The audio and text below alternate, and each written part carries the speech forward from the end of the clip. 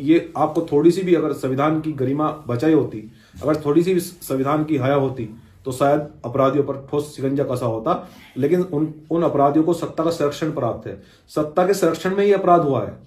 जब बहुत मुसीबतों के बाद जब मैं गांव पहुंचा, तो पीड़ित परिजनों से मुलाकात हुई आपकी? गांव के लोगों से मुलाकात हुई है। गांव के लोगों को मैंने, क्योंकि जिस समय मैं गांव में पहुंचा तो गांव में बिना आधार कार्ड के एंट्री नहीं हो रही थी, तो मैंने कुछ साथियों को मैंने मैसेज भेजा कि बिना आधार कार्ड के एंट्री। ये पुलिस को भी नहीं पता था कि मैं वहां हूं, किसी को नहीं पता था कि मैं कहां से जा रहा हूं, क्या कर रहा हूं, कैसे मैं पहुंचा, किसी को कोई जानकारी ये पुलिस को भी नहीं पता था कि मैं मौजूद हूं गाँव में। ये हम सच्चाई बता रहे हैं। लेकिन मैंने गांव के लोगों को कहा कि पुलिस को पता नहीं लगना चाहिए, क्योंकि अगर पुलिस को पता लगेगा तो शायद बहुत सारे अधिकारियों को लगेगा कि भाई हमें सूचना नहीं दी गई और वो वहां पहुंच गए। तो मैंने कहा लेकिन मेरा मकसद इस घटना की तह तक जाना है। आखिर देश के अंदर जितनी भी घटनाएं होती हैं, क्योंकि हमारा जो रास्ता है, जो न्याय का रास्ता है, जो संविधान का जो रास्ता है, वो सबसे डिफरेंट है। हम इन घटनाओं पर अंकुश लगाना चाहते हैं। आखिर ये घटना होती क्यों है? हम इस घटना की तह तक जाना चाहते थे कि आखिर ये मामला हुआ क्या है, कैसे इस घटना को अंजाम दिया गया। एक महिला की हत्या कर दी गई, उसकी बेटी को अगवा कर लिया जाएगा, ये छोटी घटना नहीं है और ये पहली घटना भी नहीं है।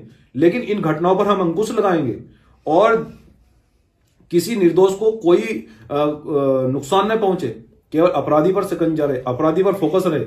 तो हम गांव में गए। गांव में मैं कुछ लोगों से मिला, मैंने उनसे पूछा तो उन्होंने सीधे सीधे मुझे बताया कि अध्यक्ष जी आप आए हैं और इतनी पुलिस के बीच से निकलकर आप आ गए। मैंने कहा आप इन बातों को छोड़िए, आप ये बताइए घटना है क्या, आखिर ये घटना को अंजाम किसने दिया, कौन कौन इसमें शामिल है, कौन कौन नेता इसमें इन्वॉल्व हैं। उन्होंने बताया कि अध्यक्ष जी इसमें सत्ता के संरक्षण में इस घटना को अंजाम दिया गया। सत्ता संरक्षित लोग ही इस घटना को दबाने का प्रयास कर रहे हैं, इस परिवार को दबाने का प्रयास कर रहे हैं। पूरे समाज पर प्रेशर बनाया जा रहा है और पूरे मामले को हैंडल लखनऊ से किया जा रहा है। नहीं, कुछ लोग कह रहे हैं कि ये जो पूरा प्रकरण है कहीं ना कहीं जो युवती थी और युवक के साथ उसका पहले से कोई प्रेम प्रसंग का मामला भी था। देखिए, अगर कोई प्रेम प्रसंग का मामला था तो आप मां की हत्या कर देंगे, आप किसी को मार देंगे, ये कैसे संभव हो सकता है? आप घुमाने का प्रयास कर रहे हैं घटना को, लड़की बरामद करने के प्रयास, इस घटना को घुमाने का प्रयास किया जा रहा है। देखिए, भीम आर्मी जय भीम संगठन ने अपना पूरा लीगल सेल, सुप्रीम कोर्ट के चेयरमैन, हमारी रात ही उनसे वार्ता हुई है, क्योंकि मुझे जब पता लगा इस घटना में कि इस घटना को मोटिवेट किया जा रहा है, किसी और मोड़ा जा रहा है, तो मैंने उनको कहा कि देखिए वकील साहब, आप इसमें एक पैनल बनाइए, पैनल बनाकर आप कोर्ट से आदेश लेकर लड़की से स्वतंत्र रूप से पूछिए, आप पर कोई प्रेशर तो नहीं है, आप ये घटना कैसे हुई, इस घटना को अंजाम कैसे दिया गया, आपको सत्ता संरक्षण में दबाया तो नहीं जा रहा है, आपको किसी प्रकार की कोई दिक्कत तो नहीं है। तो हम अपने लीगल सेल के चेयरमैन हमने इसमें लगाए हैं, क्योंकि हम लोग न्याय चाहते हैं और न्याय, दोषियों को सजा मिले। लेकिन जिस प्रकार से इस घटना में सत्ता का संरक्षण है पूरा, ये बड़ी दुखदाई है। जिस प्रकार से रोज सरकार हिंदू होने के वादे करती है, दलित पिछड़ों को हिंदुओं में गिनने के वादे करती है और दलित पिछड़ों को हिंदू के नाम पर मूर्ख बनाया जाता है। आज वो हिंदू संगठन कहां है? आज एक बेटी को अगवा करके उसकी मां की हत्या कर दी। वहां सत्ता के जो नेता हैं, चाहे पूर्व विधायक संगीत सोम हो, वो तो कह रहे हैं कि हम परिवार के साथ निरंतर डट कर खड़े हैं और दोषियों को कड़ी से कड़ी सजा दिलाएंगे। तो कहां है जेसीबी, कहां है बुलडोजर, कहां है बुलडोजर और कहां है जो बताते हैं कि हम यमराज के पास पहुंचा देंगे एक बेटी को, बेटी की जो अगवा करेगा, जो बेटी को छेड़खानी करेगा कि एक चौराहे नहीं दूसरे चौराहे पर यमराज के पास पहुंचा देंगे। कहां है वो स्टेटमेंट, कहां है वो बुलडोजर जो चलना था?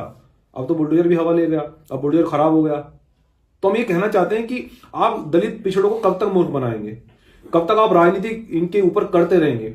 ये अधिकार चाहता है सर, यहाँ अधिकार चाहते हैं। और दूसरी बात यह है कि कोई बेटी नहीं मरने दी जाएगी, अब किसी बेटी को नहीं मरने दिया, अब कोई हाथरस कांड नहीं हो पाएगा। हम इस घटना को लेकर बड़े गंभीर हैं। जो लोग ये सोच रहे हो कि हम बेटी को दबा देंगे, परिवार को दबा देंगे, नहीं सर, भरम है आपका, ये तमाशा अब नहीं चलेगा। और 16 जनवरी को भीम आर्मी जय भीम संगठन के माध्यम से उत्तर प्रदेश के सभी जनपदों में ज्ञापन आंदोलन रखे गए हैं। सभी जनपदों में ज्ञापन दिए जाएंगे तो कि हमें न्याय चाहिए, न्याय की मांग की, न्याय की मांग होगी। और सोनू कश्यप को जो जलाया गया है उसकी भी न्याय की मांग होगी। तो इस घटना को लेकर हम बहुत शुभचिंतक हैं। अगर हमें इस घटना को लेकर बड़ा आंदोलन करना पड़ा तो किया जाएगा, अगर रोड पर बैठना पड़ा तो बैठा जाएगा, दिल्ली जंतर मंतर पर मुझे बैठना पड़ा तो बैठा जाएगा। सोनू कश्यप की घटना की आपने बात की, जिस तरीके से सोनू कश्यप को जिंदा जलाया गया है, हाँ। इन दोनों ही घटनाओं में एक तरफ प्रदेश की जो सरकार है वो कहीं ना कहीं अपनी कानून व्यवस्था की दुहाई देती है जी, कि प्रदेश में जो कानून व्यवस्था है वो जीरो टॉलरेंस की नीति पर काम कर रही है, और ये दो बड़ी घटनाएं कहीं ना कहीं बड़ा सवालिया निशान खड़ी। आप देखो हमारे कश्यप समाज के साथ क्या हुआ, एक बच्चे ने 80,000 रुपए अपनी मजदूरी के मांगे, उसको जिंदा जला दिया गया। ये लोकतांत्रिक भारत है? ये कानून व्यवस्था है? आप क्या करें आखिर? ये इस प्रदेश में घटना कैसी कैसी हो रही है।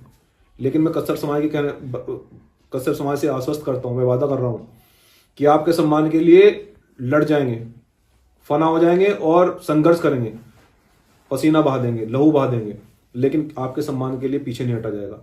दलित, पिछड़े, अल्पसंख्यक, आदिवासी वर्गों का जहां भी उत्पीड़न होगा, मजदूर किसानों का जहां भी उत्पीड़न होगा, सम्मान के लिए अड़ जाएंगे, उनके लिए खून पसीना एक कर देंगे। रोड पर बैठना पड़ा, बैठा जाएगा। लेकिन हम हिंदू के नाम पर मूर्ख नहीं बनना चाहते। अब तक हमें सदियों से हिंदू के नाम पर मूर्ख बनाया गया, हमें धन से कमजोर बनाया गया, हमारी हिंदू के नाम पर हमें जमीनें छीन ली गई, हिंदू के नाम पर हमें केवल इस्तेमाल किया जा रहा है, हिंदू के नाम पर सरकार बनाकर हमारे लोगों पर लाठियां चल